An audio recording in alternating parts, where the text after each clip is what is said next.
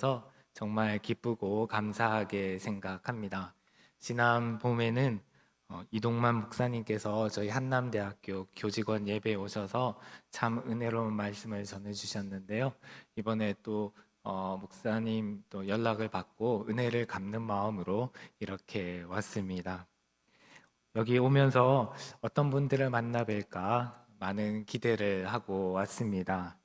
그러나 당연한 이야기지만은 저는 여기에 앉아 계신 여러분들의 이름도 얼굴도 전혀 알지 못합니다.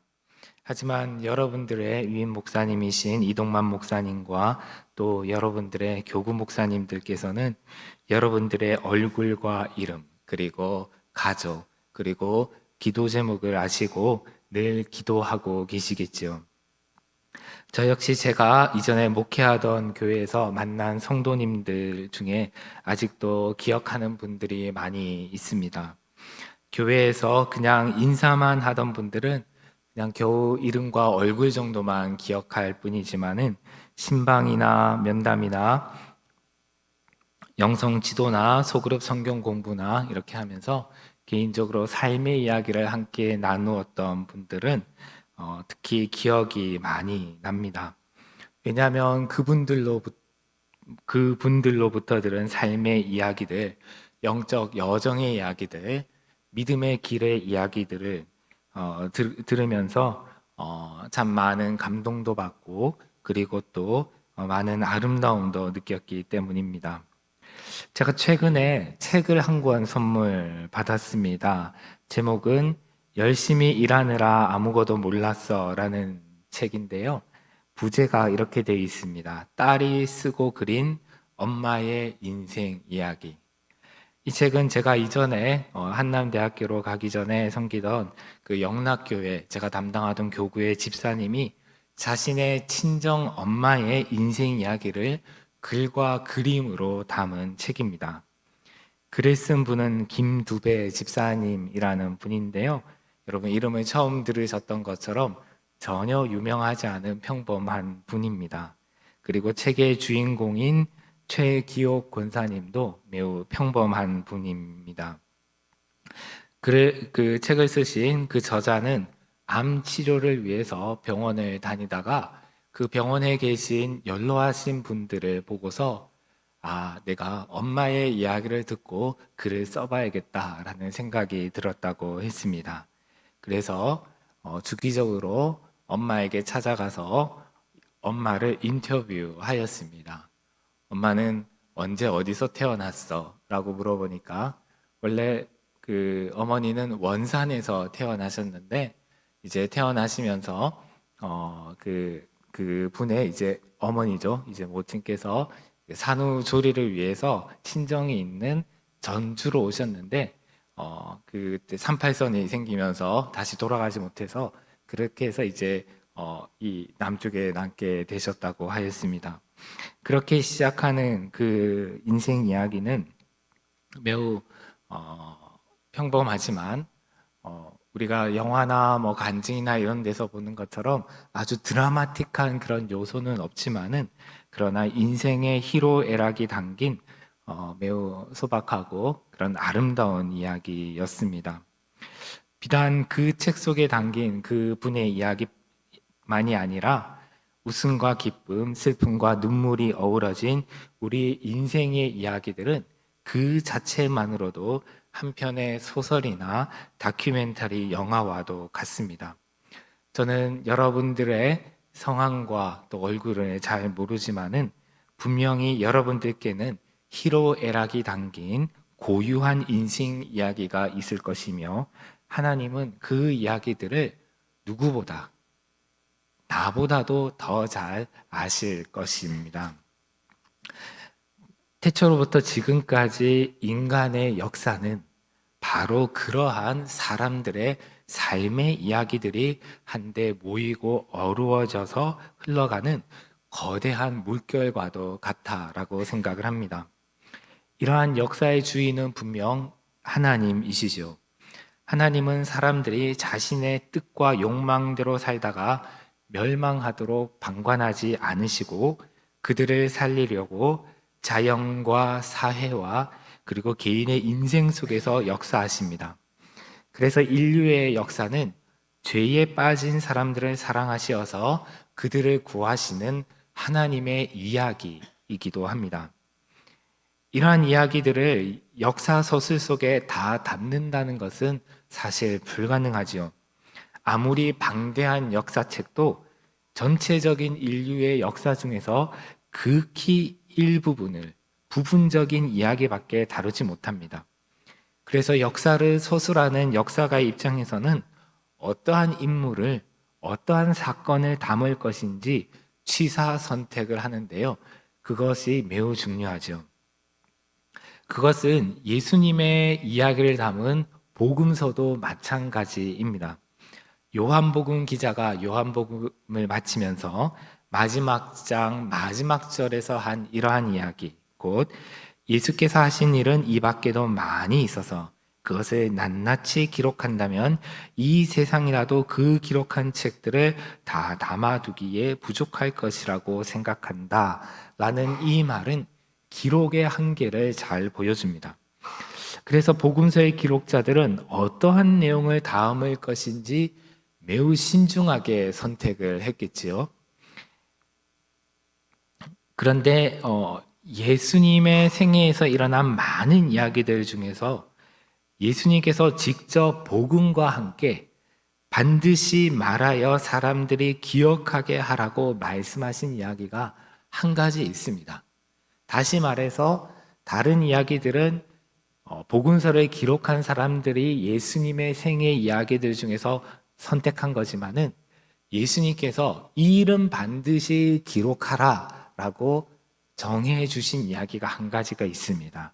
그것이 바로 오늘 본문에 나오는 예수님께 향유를 부은 여인의 이야기입니다.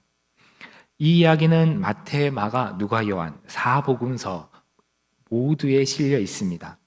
예수님께서 복음과 함께 말하라고 명령하신 만큼 초대교회 공동체에서 이 이야기가 매우 중요하게 간주되었기 때문에 그러했던 것 같습니다. 그러나 구체적인 내용이 다 일치하는 것은 아닙니다. 그래서 마태, 마가, 누가, 요한에 기록된 이야기들이 모두 동일한 사건을 기록한 것이다 라고 단정 짓기는 어렵습니다. 하지만은 한 여인이 예수님의 발에 예수님께 향유를 부었고 예수님께서 그 여인을 칭찬하셨다는 그 핵심 내용은 동일합니다. 그래서 오늘 본문 마가복음뿐만이 아니라 다른 복음서들에 기록된 그런 이야기들을 일부 참조해서 오늘의 말씀을 시선이라는 관점에서 잠시 생각해 보고자 합니다. 시선에는 사람의 관심, 나아가 그 사람의 마음 깊은 곳에 있는 욕망이나 사랑이 반영되어 있습니다. 이 이야기에는 몇 가지의 시선들이 교차합니다. 먼저 4절에 나오는 어떤 사람들의 시선입니다. 그들의 시선은 어디를 향하고 있습니까? 그들의 시선은 향유를 향하고 있습니다. 그들은 매우 값진 향유를 고작 예수님의 머리를 위해 사용한 것으로 인해서 화를 내면서 그 향유를 더 가치 있는 일에 사용했어야 했다며 그녀를 책망하였습니다. 이들은 향유의 가치를 단순히 알아보는 눈을 가졌습니다. 정확한 품질 검사를 하지 않았지만은 한눈에 척 보고 그 향유가 300데나리온 그 정도 하는 고가품인 것을 그들은 알아차렸습니다. 한 데나리온은 당시 한 노동자의 하루 품삯에 해당하는 금액이므로 300데나리온은 한 노동자가 안식일을 제외하고 1년 동안 거의 쉬지 않고 일했을 때 받을 수 있는 매우 큰 금액입니다. 같은 이야기를 기록하고 있는 마태복음과 요한복음을 참조해 보면 이들은 다름 아닌 예수님의 제자들입니다. 이들은 그 향유의 가치를 알아보고서 이 정도의 가치가 있는 향유라면 예수님의 발 또는 머리에 붓는 일에 허비하기보다 차라리 가난한 이들을 돕는 구제 사업에 사용했어야 했다고 생각했습니다. 이처럼 그들의 머릿속에는 사업, 일, 사업이나 일이 가득했습니다. 그들에게는 무엇보다도 사업 또는 일이 중요했습니다. 사역이 중요했습니다. 그들의 시선의 바탕에는 멋진 일, 위대한 일을 이루고자 하는 욕망이 그 마음에 깔려 있었습니다. 아마도 그들은 그 일들은 자신들을 위한 것이 아니라 모두 다 하나님 나라를 위한 일들이라고 강변할 것입니다. 그러나 그들이 자신들의 속마음을 정직하게 살펴보면 사실은 멋진 일, 위대한 일을 성취함으로써 자기 자신들의 가치를 증명하거나 자아 성취감 또는 자아 효능감을 얻고 싶은 마음이 깔려 있음을 부인하지는 못할 것이다 라고 생각합니다. 그런데 요한복음은 구체적으로 그 여인을 책망한 사람은 제자 중에 하나로서 예수를 잡아줄 가룟 유다다라고 특정하고 있습니다. 그리고 그가 그렇게 말한 이유는 가난한 자들을 생각함이 아니요 그는 도둑이라 돈꾀를 맞고 거기 넣는 것을 훔쳐가기 때문이다 라고 설명하고 있습니다. 그러므로 가룟 유다가 여인을 향해서 화를 낸 것은 정말 가난한 자들을 불쌍히 여겨서가 아니라 이른바 한 몫을 잡을 좋은 기회를 놓쳤기 때문입니다. 이처럼 가룟 유다의 시선은 물질을 향하고 있었습니다.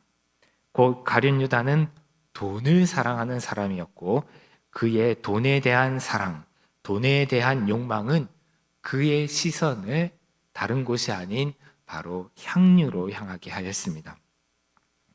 아마도 그는 자신의 그러한 욕심을 숨기기 위해서 더 크게 화를 내었을 것입니다. 가룟 유다는 이렇게 겉다르고 속다른 사람이었습니다. 그것은 그가 예수님을 팔아넘기던 그 순간의 한 행동을 보아도 잘 알 수가 있죠.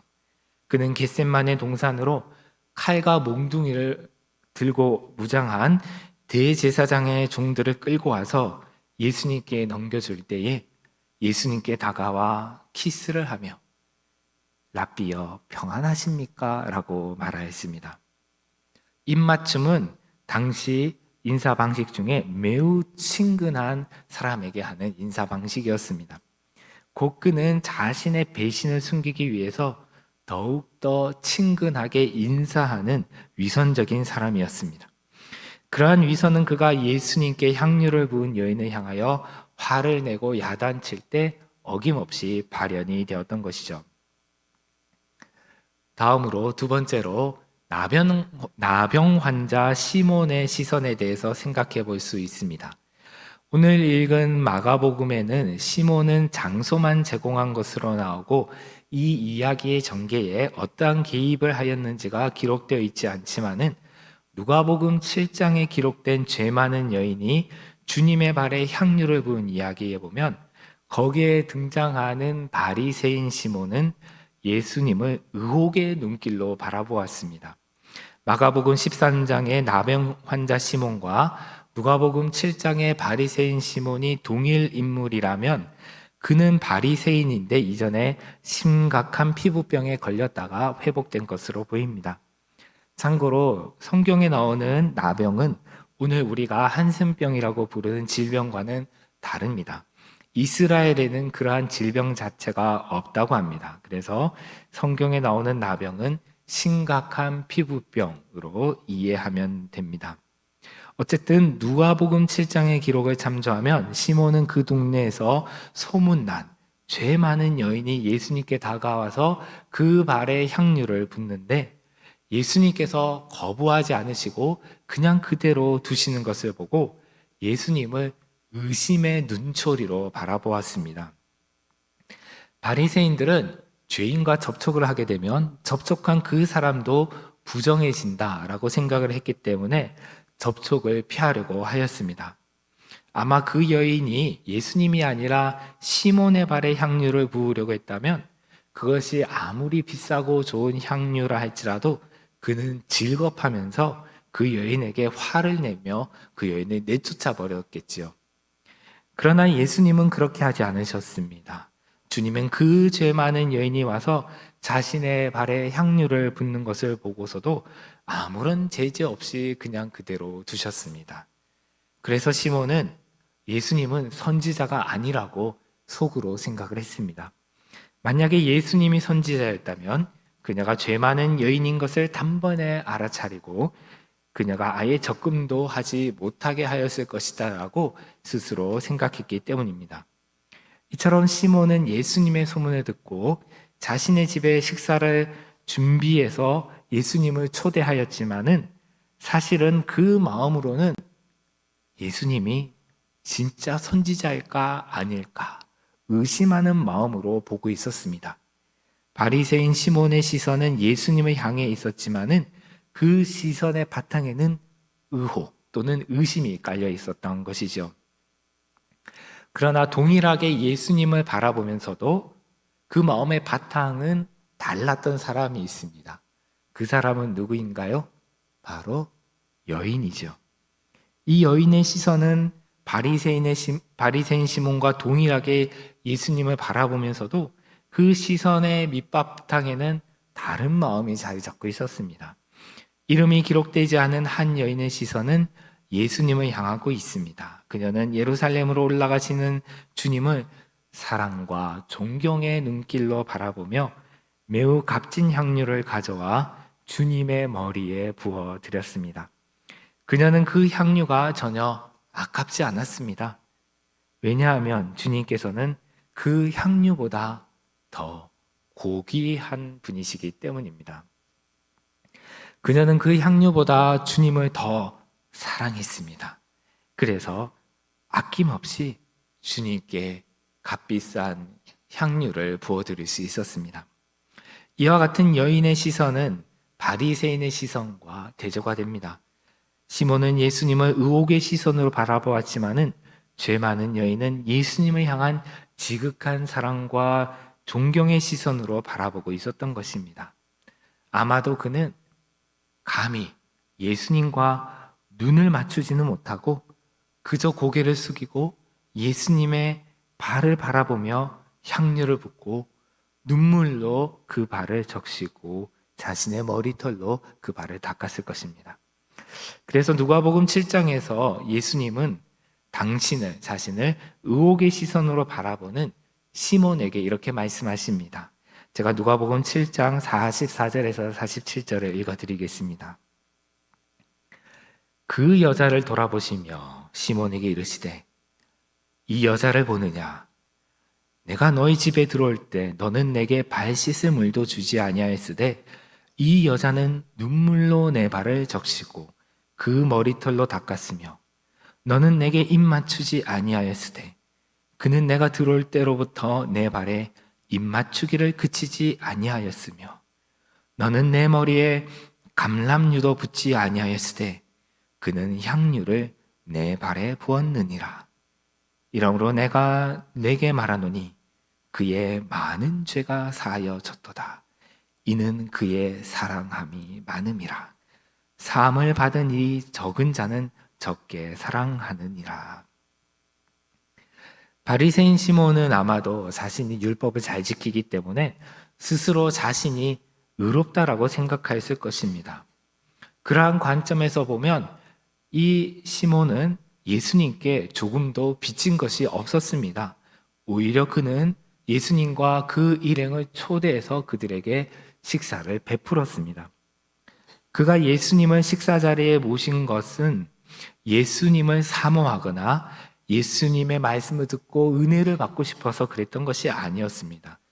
사람들이 예수가 선지자라고 말하는데 정말 그런가 아닌가 확인하고 싶어하는 마음, 곧 호기심에서 예수님을 자신의 집으로 초대하였습니다.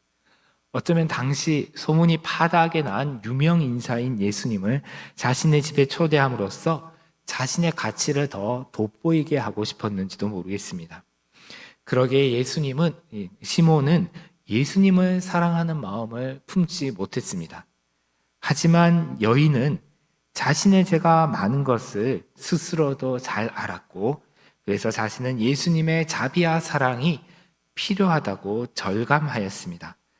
아니, 아마도 그녀는 예수님께서 전하시는 그 복음을 어디선가 이미 듣고서 용서하시고 치유하시는 하나님의 은혜를 이미 경험하였던 것 같습니다.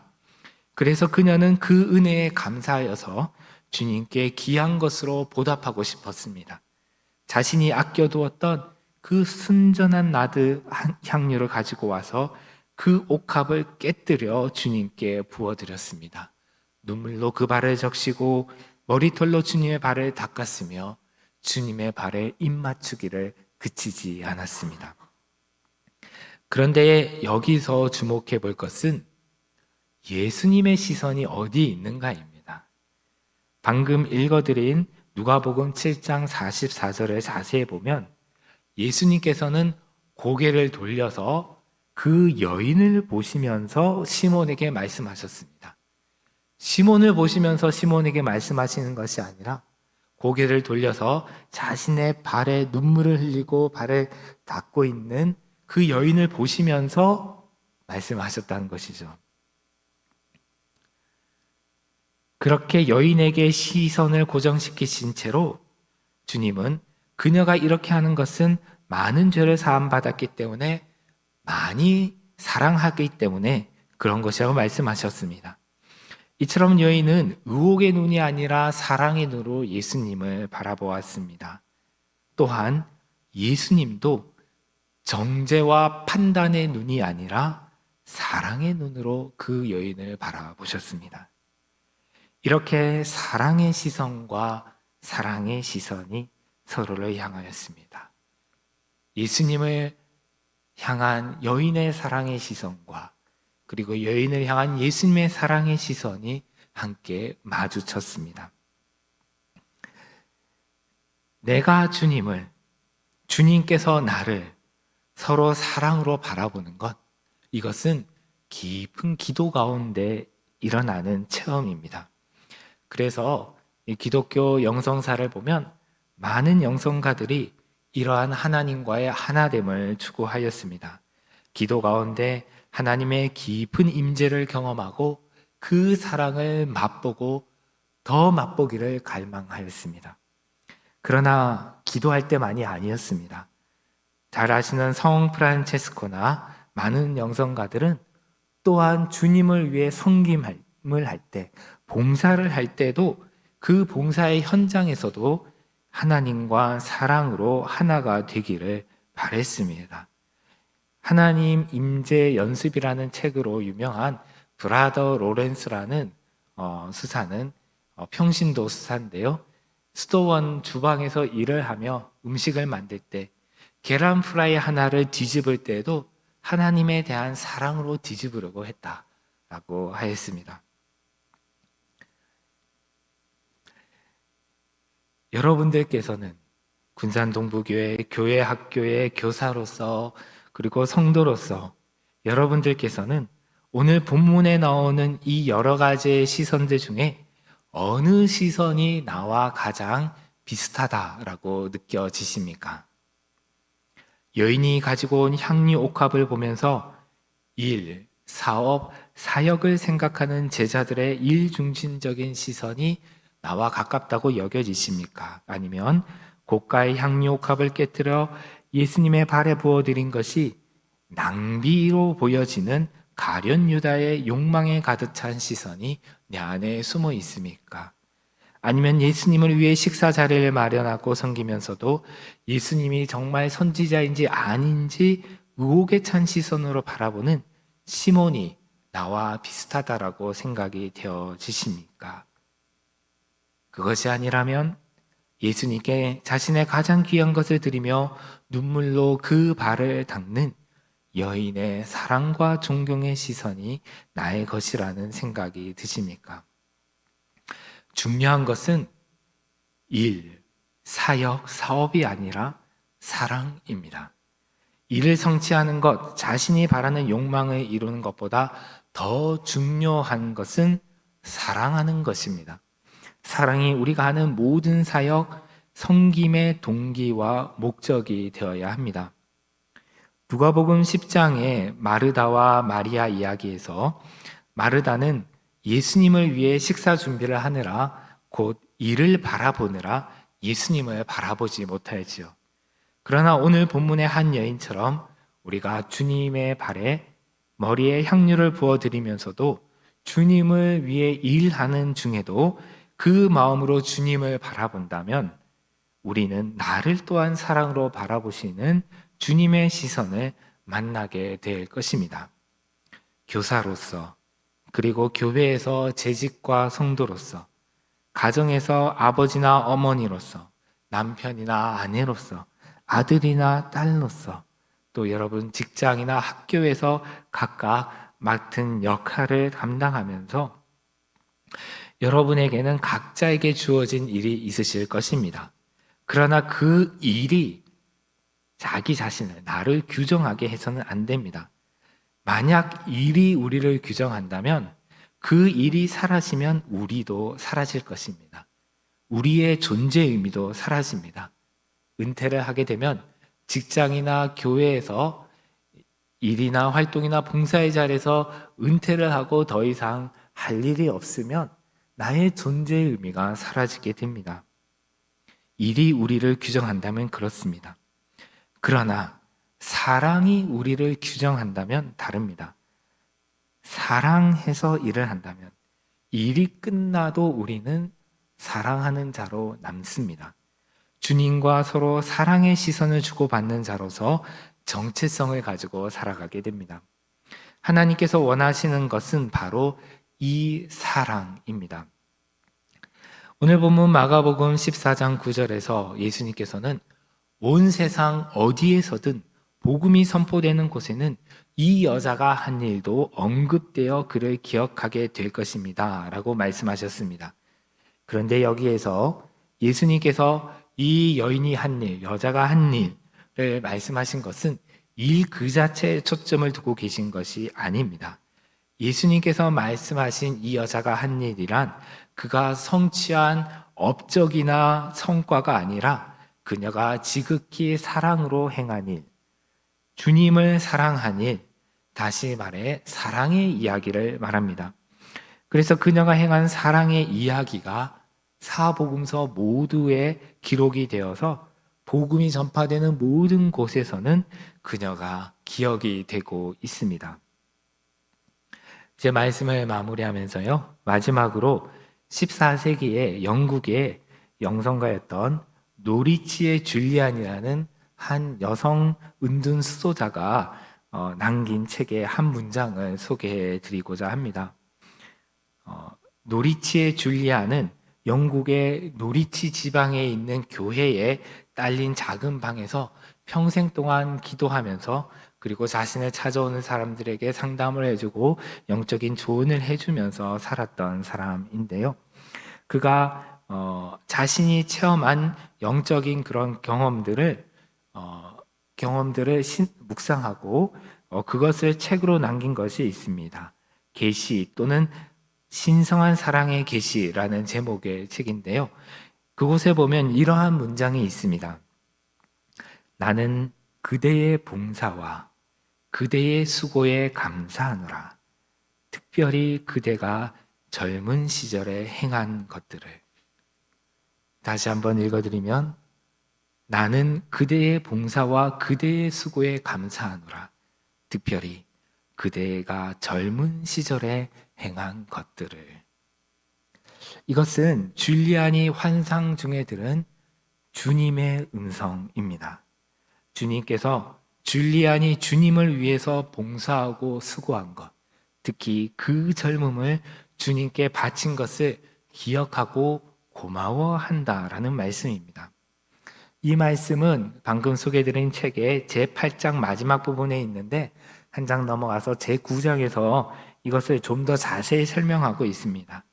줄리아는 그 주님의 음성을 들은 후에 깊이 오랫동안 묵상하고 이렇게 적었습니다. 그녀는 하나님을 자발적으로 섬겼던 영혼이 천상에서, 천국에서 다음과 같은 3가지 단계의 지극한 복을 얻게 될 것이다 라고 말합니다.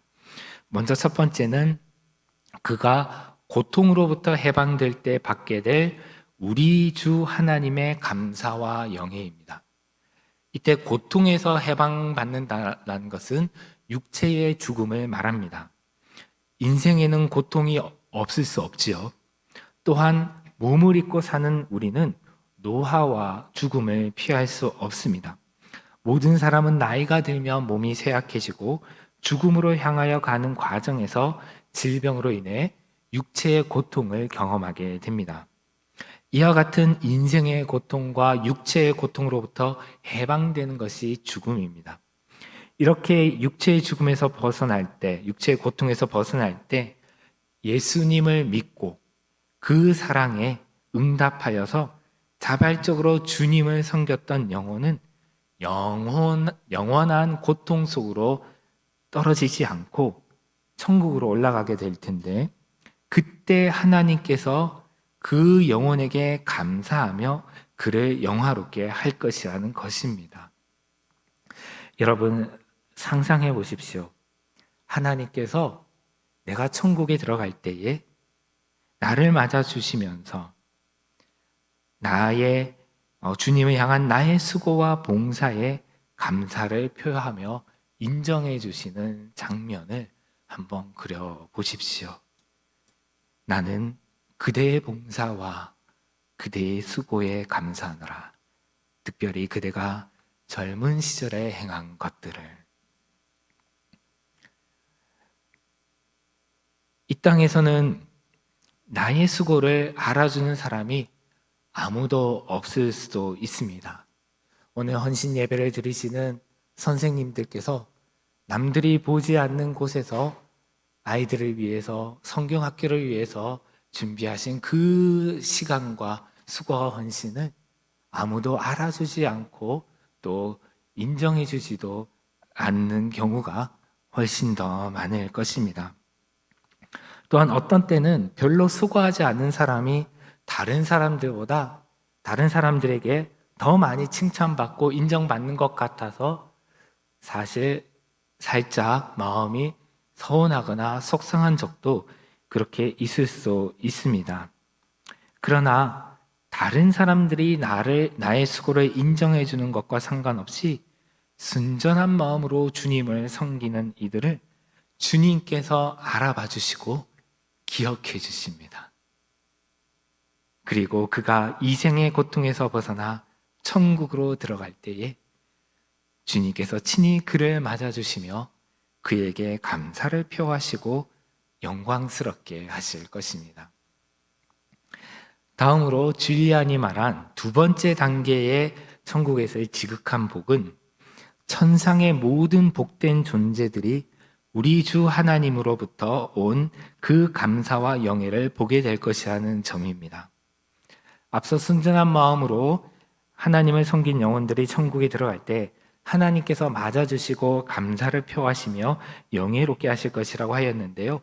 그 장면을 천상의 모든 복된 존재들, 곧 천사들과 또 먼저 간 성인들과 천상에 있는 모든 그런 피조물들이 다 보게 될 것이라는 점입니다. 간혹 우리나라 스포츠 국가대표 선수들이 올림픽에서 선전을 하고 공항을 통해서 귀국하면 공항에 환영 인파들이 모여서 축하하고 또 환호하는 모습들을 우리가 뉴스나 또는 신문을 통해서 볼 수가 있는데요.